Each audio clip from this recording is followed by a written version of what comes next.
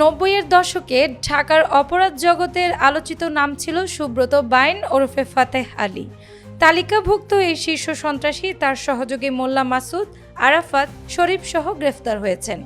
আগেও গ্রেফতার হয়েছিলেন সুব্রত বাইন, কিন্তু জামিনে বেরিয়ে এসে আবারও জড়িয়েছেন অপরাধে। আইন শৃঙ্খলা রক্ষাকারী বাহিনীর একাধিক সূত্র জানায়, সম্প্রতি ঢাকার হাতিরঝিল, গুলশান এলাকার 3টি খুনের ঘটনায় সুব্রত বাইনের নাম আসে।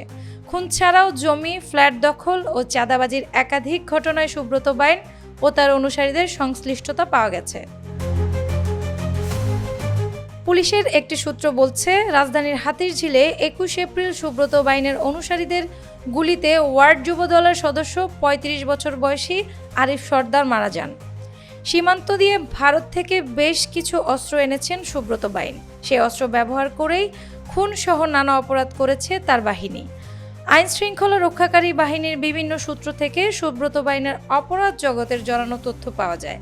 সূত্রগুলো বলছে, 90-এর দশকে ঢাকার আধিপত্য বিস্তার করে দরপত্র নিয়ন্ত্রণ ও বিভিন্ন স্থানে চাঁদাবাজি সুব্রত বাইনের নাম আসা ছিল তখনকার নিয়মিত ঘটনা। এসব কাজ করতে গিয়ে অসংখ্য খুন, জখমের ঘটনাও ঘটেছে। একাধিকবার আইন শৃঙ্খলা রক্ষাকারী বাহিনীর হাতে গ্রেফতার হয়ে কারাগারেও গেছেন তিনি। তবে জামিনে বেরিয়ে আবারও যুক্ত হয়েছেন বিভিন্ন অপরাধে। সুব্রত বাইনের পুরো নাম ত্রিমাতি সুব্রত বাইন।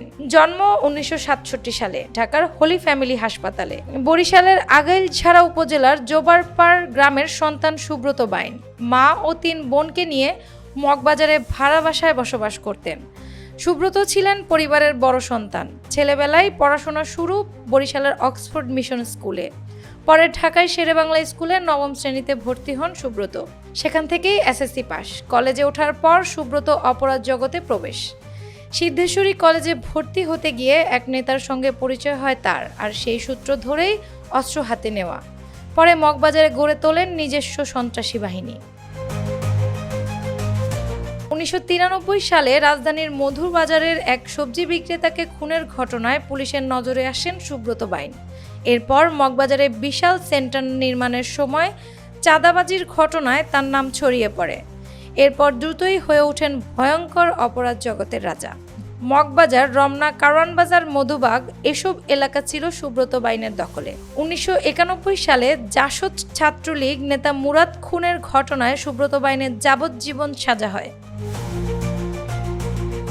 রাজনীতির সঙ্গেও ঘনিষ্ঠ যোগাযোগ গড়ে তোলেন সুব্রত। 1991 সালের নির্বাচনে বিএনপির হয়ে মগবাজার এলাকায় কাজ করে তৎকালীন স্বরাষ্ট্রমন্ত্রীর ঘনিষ্ঠ হয়ে ওঠেন।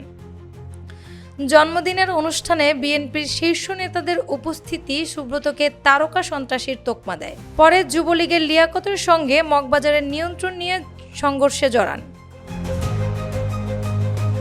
2001 সালে তার নামে ইন্টারপোলের নোটিশ জারি হয়। ইন্টারপোলের সেই নোটিশ এখনও জারি রয়েছে। ইন্টারপোলের নোটিশ জারির পর কলকাতায় পালিয়ে যান সুব্রত বাইন। সেখানেও অপরাধের জগতে সক্রিয় থাকেন। 2008 সালে কলকাতা পুলিশ তাকে গ্রেফতার করে। পরে পালিয়ে যান নেপাল, আবারও ধরা পড়েন। শেষবার 2012 সালে কলকাতায় গ্রেফতার হয়েছিলেন তিনি।